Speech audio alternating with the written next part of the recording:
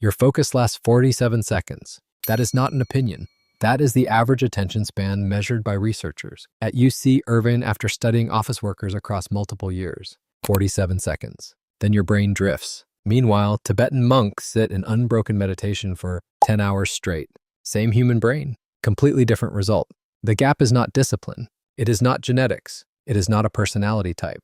It is 3 specific techniques that rewire how the brain handles distraction at a neurological level. And by the end of this video, you will know exactly what they are and how to use them starting today.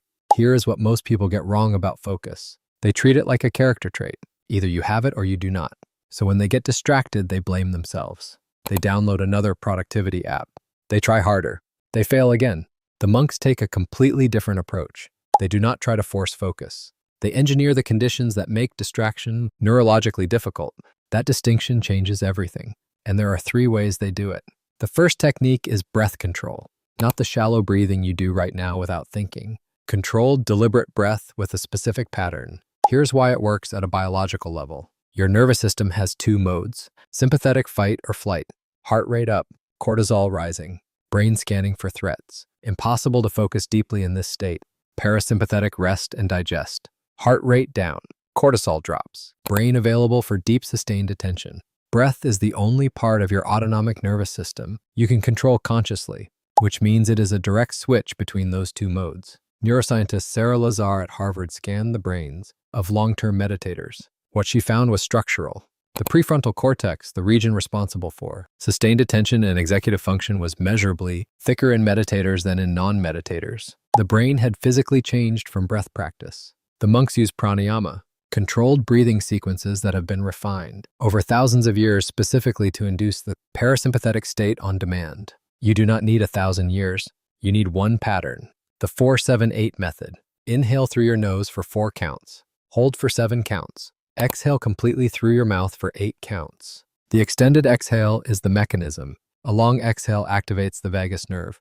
The vagus nerve signals the parasympathetic system. Cortisol drops in under 90 seconds. The brain quiets. Focus becomes available. Most people multitask instead. Research from the American Psychological Association found that switching between tasks costs the brain up to 40% of productive efficiency. You are not doing 2 things at once. You are doing 2 things badly in sequence. The breath anchor stops the switching.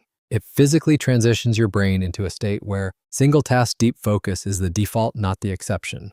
Practice before any important work session. Run 3 cycles of 4-7-8 breathing. That is under 2 minutes. The shift is immediate and measurable. The breath gets you into focus. The second technique keeps you there. Here's the problem most people hit within minutes of trying to concentrate. Thoughts appear.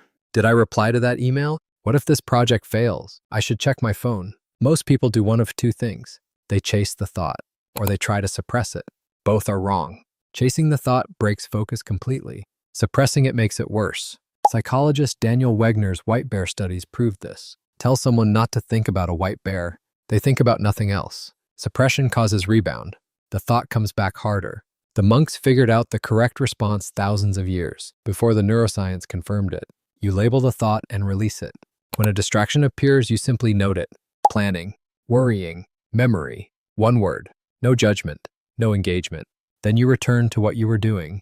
Mindfulness researcher John Kabat-Zinn tested this approach in his mindfulness-based stress reduction programs. Participants who practiced labeling showed a 30% reduction in anxiety and significantly improved sustained attention after 8 weeks. The neuroscience explains why. Labeling a thought activates the insula, the part of the brain involved in interoceptive awareness. This creates a small but critical gap between the thought and your reaction to it. The thought is no longer an emergency your brain must respond to. It is just information. Noted, not relevant right now. Moving on. The dopamine loop that normally pulls you toward distraction is interrupted before it completes. Practice set a timer for 5 minutes. Sit with one task. When a thought appears, label it in 1 word. Let it pass. Return. You will notice within the first session that thoughts lose their urgency when you name them. They become observable rather than irresistible. 2 techniques down. The third one is the most overlooked, and it is the one that makes the other 2 automatic. Watch how most people start a work session. Phone on the desk, multiple tabs open, no clear intention, just diving in and hoping focus follows. It does not follow, because the brain reads the environment before it reads your intentions. cluttered desk, phone visible, notifications on. The brain interprets all of this as an instruction. Stay alert for interruptions. Scan for novelty. Do not go deep. Monks understand something fundamental about human neurology that most productivity systems ignore.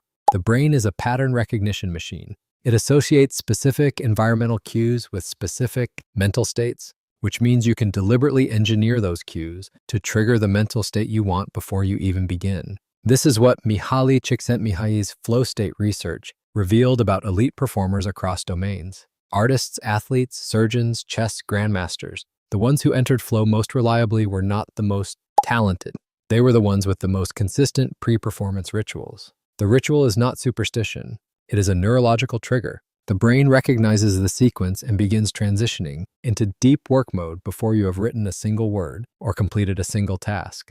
Researchers at Stanford found that simple environmental modifications, removing visible distractions, establishing consistent spatial cues for focused work, improved sustained concentration by 25% without any additional technique.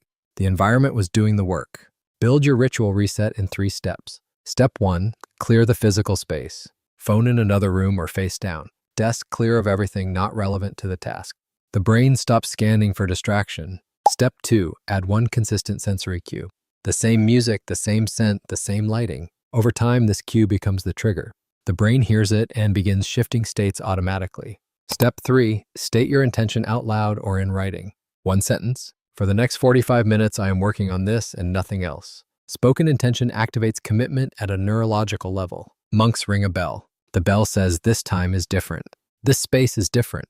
Deep focus begins now. You do not need a bell. You need a consistent sequence that your brain learns to associate with deep, uninterrupted work. Once that association is built, focus is no longer something you struggle to find. It is something the ritual delivers. 3 techniques. The breath anchor, flip your nervous system into focus mode in under 2 minutes. Label and release, interrupt the distraction loop before it pulls you under. The ritual reset, engineer your environment to trigger deep work automatically. None of these require discipline. None of them require motivation. They require about 10 minutes of setup and the decision to use them once. After that, the system runs itself. That is exactly how monks sustain 10 hours of unbroken focus, not through extraordinary willpower, through extraordinarily well-designed systems. The same brain, the same capacity, a completely different architecture for using it. But here's the problem most people hit next. You have the focus system, but the moment the work gets hard, motivation disappears. The system works, but you stop running it. That is a different problem with a different solution. I broke down the exact mental framework samurai warriors used to eliminate hesitation and push through difficulty, even when every instinct says stop. Watch it next.